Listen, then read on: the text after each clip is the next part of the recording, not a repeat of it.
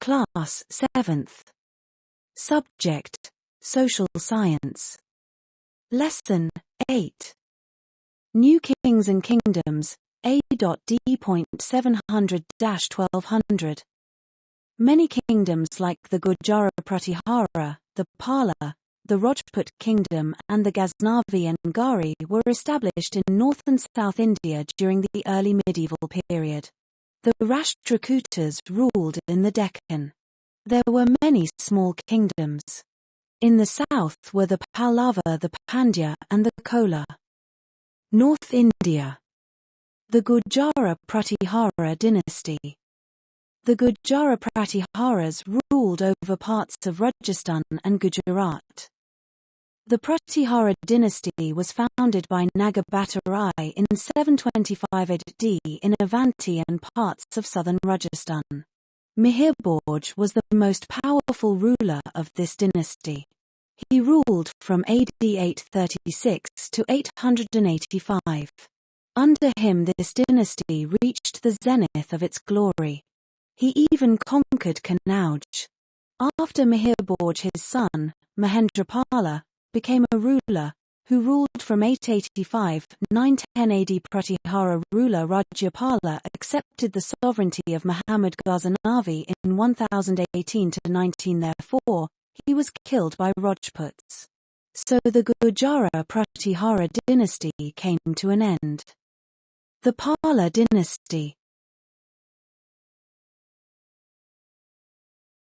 The Palas ruled in the region of Bengal, Bihar and Jharkhand. Gopala founded the Pala dynasty in Bengal and Bihar in 750 AD. His son Dharampala was the most powerful ruler of this dynasty. He ruled from 770 to 810 AD. He conquered areas and changed his kingdom into an empire. He was Buddhist. He founded the famous monastery of Vikramshala, which grew to be a great university later on. His successor Devapala also became very famous. During the rule of Palas, great progress was made in the field of architecture, painting, education, and literature. The rulers of Pala dynasty were the followers of Buddhism. Devapala built a famous Mahabodhi temple at Bodh Gaya. Under him, the Pala dynasty established trade relations with Southeast Asia. The Pala dynasty came to an end towards the end of the 12th century. The Rashtrakuta dynasty. The Rashtrakutas belonged to the Deccan. The area to the north of the Krishna and Tungabhadra rivers is known as the Deccan. Dantidurg was the founder of the Rashtrakuta dynasty in 742 AD in modern Maharashtra. After Dantidurg's death, Krishna I, Govinda II, Dhruva, Govinda III, Amavasha and Krishna II etc. were the rulers of this dynasty. They fought against the Chalukyas and the Pallavas in the South India.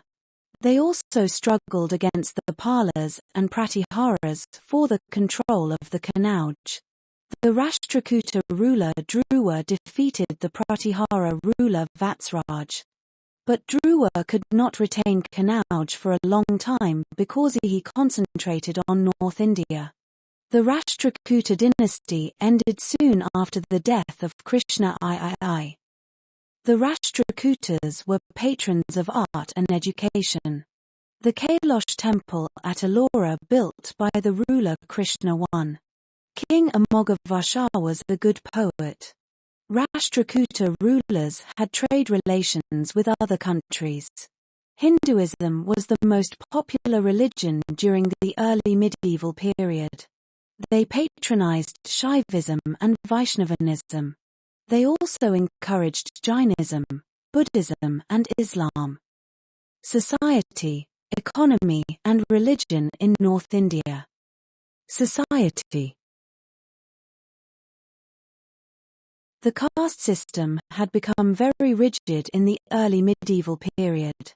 Society was divided into 4 castes: Brahmana, Kshatriya, Vaishyan, and Shudras, but it was further divided into many subcastes.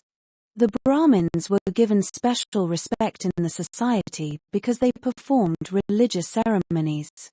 The king and the soldiers used to be Kshatriyas. The Vaishyas did business. The Shudras were ill-treated in the society. Women were given special respect in the society during the early medieval period like nowadays. They were given high education. They took part in the social and religious ceremonies. They had freedom to choose their husband. Religion.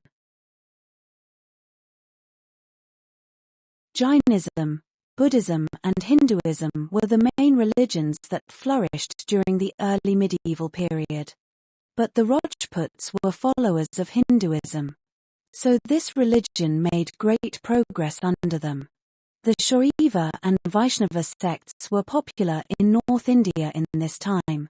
The people worshipped Vishnu, Shiva, and Shakti, etc. They also worshipped 10 incarnations of Vishnu. The Bhakti movement popularized in both northern and southern parts of India during the medieval period. Sri Guru Nanak Dev Ji, Ramanuja, and Madhava, etc. laid stress on bhakti or complete devotion to God. They preached that loving God with a pure heart was the only means of attaining salvation. They were also against caste and class distinctions. The common people were influenced by their teachings. Economy. Agriculture was the main occupation of the people in the medieval period. Trade and commerce flourished during this period. India exported precious stones, spices, silk, woolen and cotton clothes, sandalwood, vegetables, coconut, etc. While India imported dates, wine, horses, etc. from Central and Western Asia. The Chauhans. Rulers of Chahman dynasty were also involved with the other rulers who fought the war. Later they became famous as Chauhans. They ruled over the territories around Delhi and Amber. They wanted to expand their kingdom in the east and west. Therefore, they fought a war against the Chalukyas of Gujarat. Prithviraj Chauhan was the most powerful ruler of this dynasty. He ruled from 1179 to 1192 AD. He defeated Muhammad Ghori in the First Battle of Tarain in 1191 AD. In 1192 AD he was defeated and killed by the Muhammad Ghori in the Second Battle of Tarain. The Rajputs. After the death of King Harshavardhana, the country was divided into many big and small states.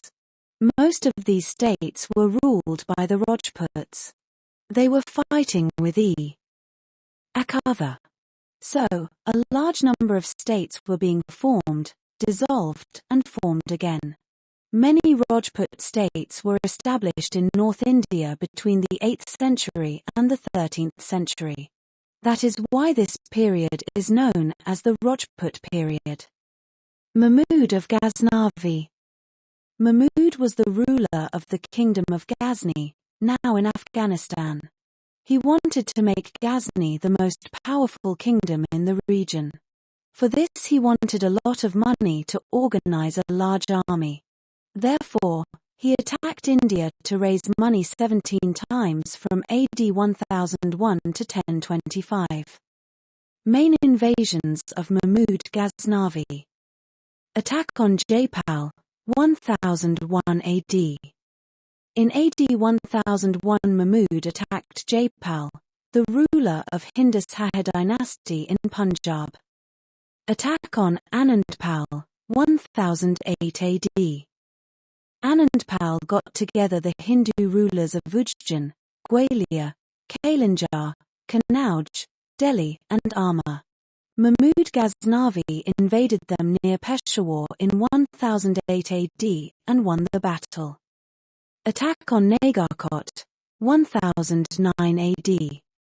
Mahmud Ghaznavi invaded Nagarkot with a huge army in 1009 AD. Attack on Thanissar, 1014 AD. Mahmud Ghaznavi had invaded Thanissar in 1014 AD and looted the temples. Attack on Mathura and Kanauj, 1018 to 19 AD. Mahmud Ghaznavi attacked Mathura in 1018 AD. Attack on Kalinjar AD 1021. Vidyotha, the ruler of Kalinjar, gathered a large army to face Mahmud Ghaznavi. But he fled away from the battlefield and his army defeated. Attack on Somnath Temple AD 1025. Mahmud Ghaznavi invaded Somnath Temple in Kathiawar in 1025 AD and took away hundreds of mounds of gold, silver, and jewels.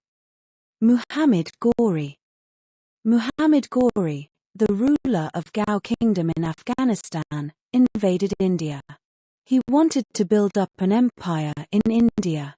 So in 1175 AD he invaded Multan and captured it. Then he invaded Gujarat in 1178 AD, whose ruler, Bhimdev, fought bravely and defeated him. In subsequent years, Muhammad Ghori conquered Peshawar in 1179 AD and Sialkot and Punjab in 1182 AD. In 1191 AD, Muhammad Ghori invaded Prithviraj Chauhan, the ruler of Delhi and Amber. A fierce battle was fought on the battlefield of Tarain. Muhammad Ghori was defeated in this battle. In 1192 AD, he came again with a huge army and defeated Prithviraj Chauhan in the Second Battle of Tarain. Muhammad Ghori defeated Raja Jai Chand, ruler of Kanauj, at the Battle of Chundwara in 1194 AD. Thereafter, his army occupied the entire Ganga-Yamuna Doab. Soon he had established a vast empire in India. He was the real founder of the Turkish Empire in India.